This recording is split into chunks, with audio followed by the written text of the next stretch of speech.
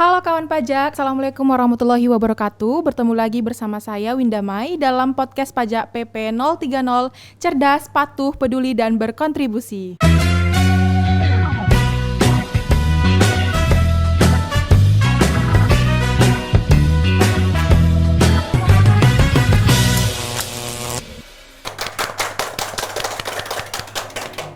Pada podcast kali ini, kita akan membahas mengenai penggunaan nomor induk kependudukan sebagai nomor pokok wajib pajak nih. Bersama dengan narasumber kita yang luar biasa, Kepala Seksi Kerjasama dan Hubungan Masyarakat, Bapak Herwin Endar Mulia Siregar.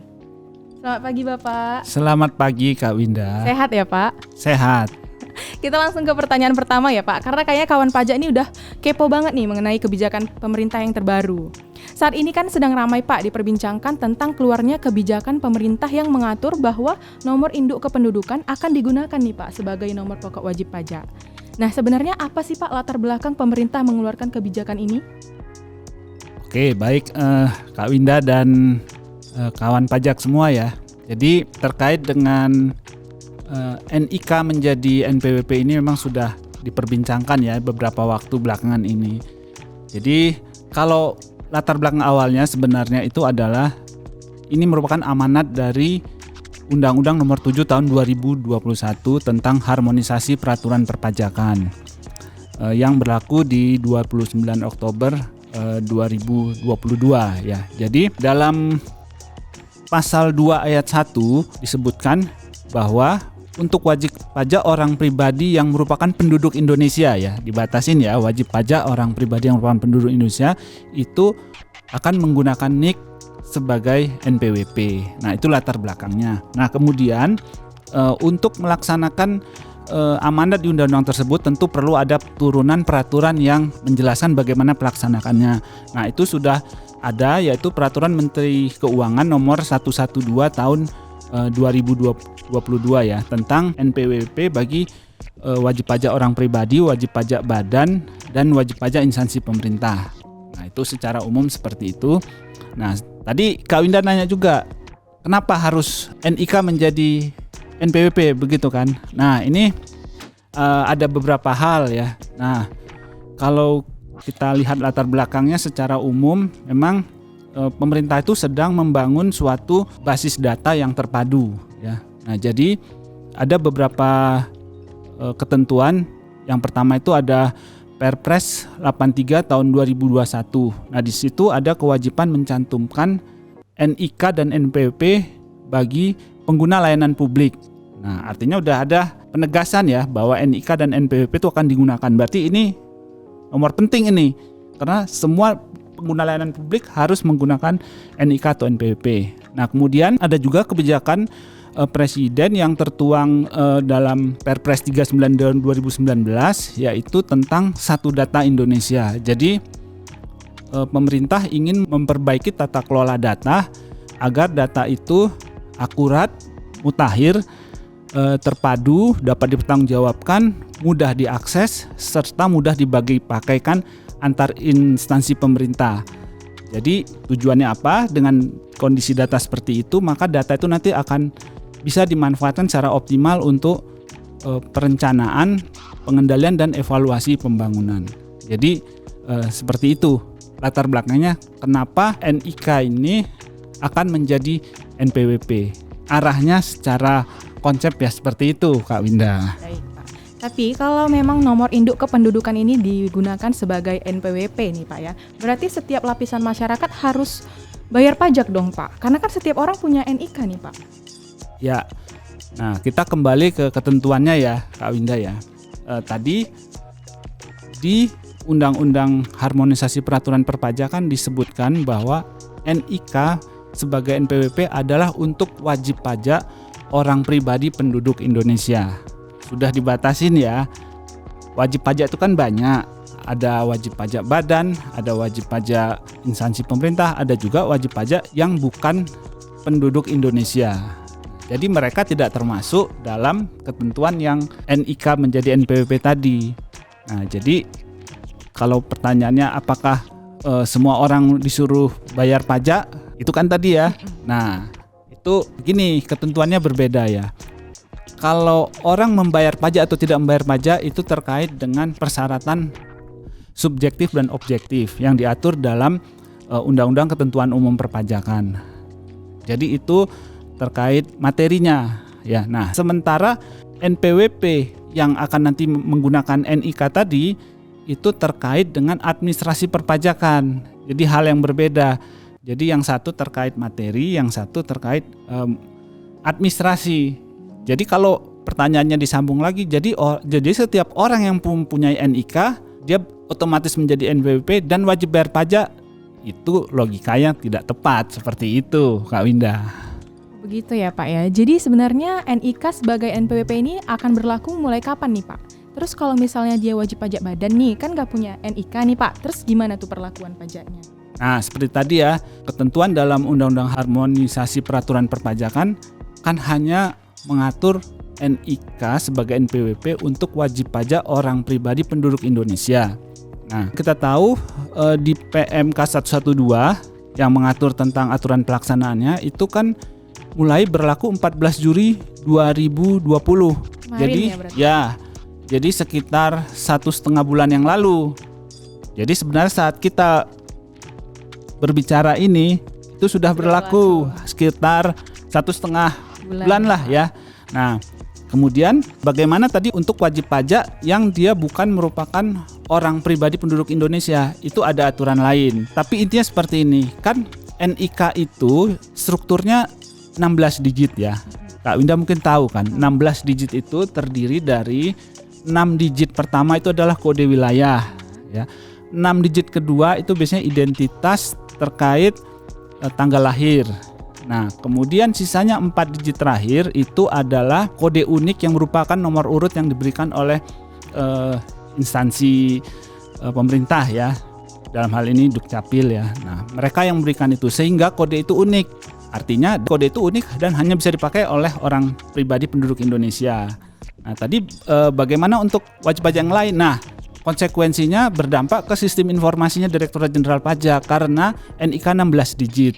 Sementara NPWP lama yang kita kenal selama ini, Mbak Winda kan juga punya NPWP kan? Ya, berapa digitnya Mbak Linda? 15 kan? 15, ya. Nah, artinya harus dikonversi dari 15 menjadi 16. Nah, dalam hal ini karena sudah ada komitmen untuk menggunakan 16 digit dari NIK, makanya sistem di Direktorat Jenderal Pajak akan menyesuaikan, ngalah lah istilahnya. Jadi dikonversi menjadi 16 digit semua. Ada aturannya itu. Kalau begitu Pak, bagaimana ketentuan NPWP untuk wajib pajak yang selain orang pribadi tersebut, misalnya wajib pajak badan nih ya Pak ya, apakah tetap sama seperti sebelumnya atau ada perubahan juga Pak karena kebijakan ini? Nah, baik, itu menyambung yang tadi berarti ya teknisnya ya. Nah, tadi kan penerapan NIK sebagai NPWP hanya untuk wajib pajak orang pribadi penduduk Indonesia.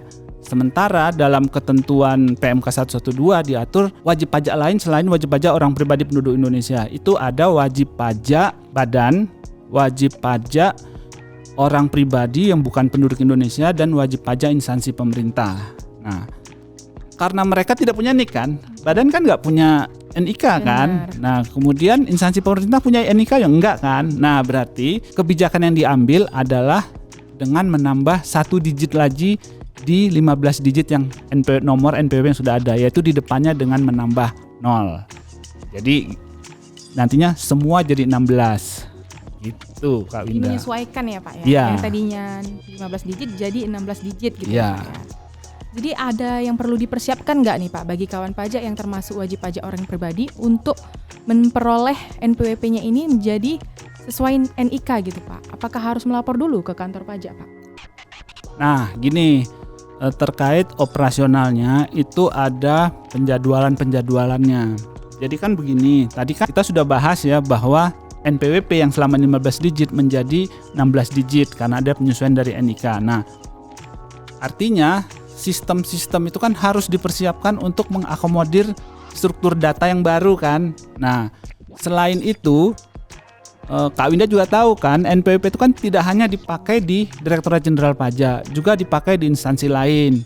Misalnya kalau kita mau ngurus apa, misalnya di perbankan lah kadang-kadang diminta misalnya sebagai syarat. NPWP. Nah, ini kan nggak bisa ini, artinya Direktorat Jenderal Pajak akan merubah sistemnya, instansi lain juga harus ikut memodifikasi sistemnya kan biar format baru ini masuk. Nah, jadi dalam PMK 112 itu diatur bahwa ada masa transisi, yaitu mulai 14 Juli tadi sampai dengan 31 Desember 2023. Nah, dalam masa transisi itulah secara umum ya, wajib pajak itu masih bisa melakukan urusan administrasi perpajakan di Direktorat Jenderal Pajak atau di instansi lain yang menggunakan NPWP dengan menggunakan format 15 digit sampai 31 Desember 2023. Nah, dalam tahap itulah wajib pajak perlu melakukan penyesuaian agar nanti sesuai ketentuan dalam pasal 6 PMK 112 diatur bahwa setelah 31 Desember 2023 artinya kan 1 Januari 2024 kan. Nah, sistem itu hanya bisa menerima 16 digit format baru. Jadi format lama yang masih bisa dipakai sampai 31 Desember 2023 tidak dapat digunakan lagi setelah 1 Januari 2024. Nah, tadi Kak Winda nanya apa yang harus dikerjakan gitu kan. Nah, ini ada beberapa perbedaan ya. Pertama, untuk wajib pajak yang baru terdaftar setelah peraturan ini berlaku. Misalnya Kak Winda kan enggak lah, pasti Kak Winda kan terdaftar sudah berapa tahun lalu ya, berarti bukan. Nah, untuk yang baru terdaftar ini, kita ngomong yang untuk orang pribadi penduduk Indonesia ya, itu nanti Direktorat Jenderal Pajak akan melakukan aktivasi dari NIK. Aktivasi saja, karena dia belum terdaftar, jadi istilahnya NIK-nya dihidupkan menjadi NPWP. Itu untuk yang baru terdaftar. Nah, untuk yang sudah terdaftar sebelum peraturan ini berlaku, nah termasuk saya, Kak Winda juga kan. Nah, itu ada beberapa hal yang kita lakukan. Jadi yang perlu dilakukan gini. Kenapa perlu ada ini ya? Ada penyesuaiannya? Karena NIK kan punya datanya sendiri, DJP punya datanya sendiri. Nah, jadi yang perlu dilakukan adalah istilahnya kalau di peraturan itu adalah pemadanan data. Jadi data dari Direktorat Kependudukan dan Pencatatan Sipil dengan data wajib pajak dari Direktorat Jenderal Pajak itu di match gitu ya. Nah, kalau hasilnya misalnya tidak match, istilahnya kalau di peraturan ini tidak valid ya. Nah, kita harus melakukan perubahan data. Misalnya Kak Winda salah, misalnya terutama data yang utama ya, misalnya seperti NIK-nya salah gitu di dalam master file Direktorat Jenderal Pajak. Nah, diperbaiki. Nah, itu prosesnya namanya perubahan data. Nanti kita ubah data itu sampai nanti setelah kita ubah data nanti akan dilakukan pemadanan kembali. Nah, sampai datanya itu valid.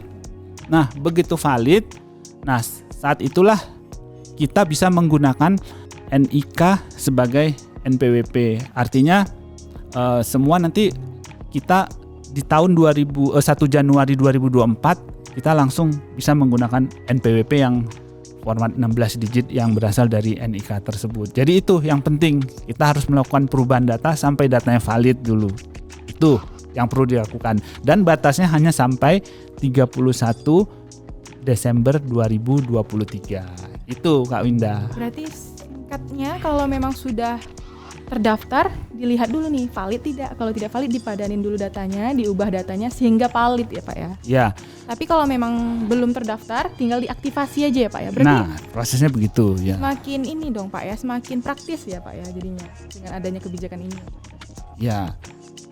Kalau layanan administrasi dari pihak lain yang terkait NIK sebagai NPWP itu maksudnya bagaimana ya Pak? Nah, itu tadi Kak Winda, karena kan selama ini kan pihak lain juga menggunakan NPWP seperti yang tadi ya, misalnya di fasilitas ekspor impor, kemudian perbankan, kemudian perizinan seperti misalnya izin usaha atau izin pendirian gitu kan, mereka kan juga menggunakan NPWP. Nah, yang berjalan selama ini kan NPWP 15 digit kan. Nah, sementara ini ada kebijakan merubah menjadi NPWP menggunakan NIK 16 digit, sehingga di situ perlu ada penyesuaian dalam sistem basis datanya di instansi lain, bukan di DJP. Nah, itulah kenapa instansi lain itu juga perlu melakukan persiapan. Jadi bukan Kak Winda aja yang perlu mempersiapkan NPWP-nya, instansi lain juga harus mempersiapkan sistem informasinya agar bisa mengakomodir 16 digit NPWP tersebut. Nah, itu sejalan dengan mengapa diberikan waktu tadi sampai 31 Desember 2023, karena selain wajib pajak mempersiapkan basis data sendiri sampai menjadi valid, instansi lain juga mempersiapkan sistem informasi mereka agar bisa mengakomodir 16 digit. Jadi begitu. Ini kan ya kita tahu lah NPWP kan memang dipakai di mana-mana kan. Nah, itu makanya kebijakan NIK sebagai NPWP ini juga berdampak ke instansi lain. Itu Kak Winda. Jadi gitu ya Pak ya. Jadi kalau disimpulkan nih Pak, apa kira-kira pesan penting buat kawan pajak di rumah agar NIK-nya bisa menjadi NPWP nih Pak? Pesan-pesannya kira-kira apa nih Pak? Oke, baik Kak Winda. Jadi untuk kawan pajak semua, mari kita sukseskan pelaksanaan NIK menjadi NPWP ini ya. Tadi sudah dijelaskan bahwa Direktorat Jenderal Pajak sedang mempersiapkan ya, mentransformasikan sistem informasinya agar NIK ini bisa menjadi NPWP. Nah, kemudian untuk kita nih sebagai wajib pajak semua dan kawan pajak tentunya ya. Nah, jangan lupa yang tadi saya sampaikan untuk melakukan perubahan data dalam hal datanya belum valid ya. Kalau sudah valid berarti sudah sebenarnya sudah siap jalan, tidak perlu melakukan apa-apa. Nah, yang buat kawan pajak ini yang datanya belum valid, kawan pajak bisa melakukan perubahan data di beberapa saluran yang sudah disediakan oleh Direktorat Jenderal Pajak ya. Jadi yang penting tuh lakukan perubahan sampai datanya valid. Nah, begitu valid ya sudah, kawan pajak tinggal running seperti biasa.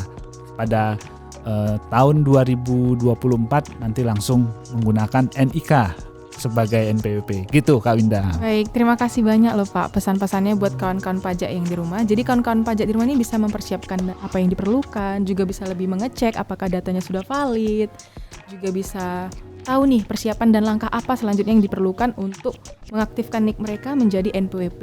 Betul. Dengan pertanyaan terakhir tadi, sudah sampai kita di penghujung podcast kali ini Pak. Demikian podcast yang kita bawakan. Teman-teman di rumah jangan lupa buat like, komen, dan subscribe sehingga nggak ketinggalan nih informasi perpajakan di YouTube kita, Kanwil DJP Sumatera Utara 2. Akhir kata, wassalamualaikum warahmatullahi wabarakatuh. Horas!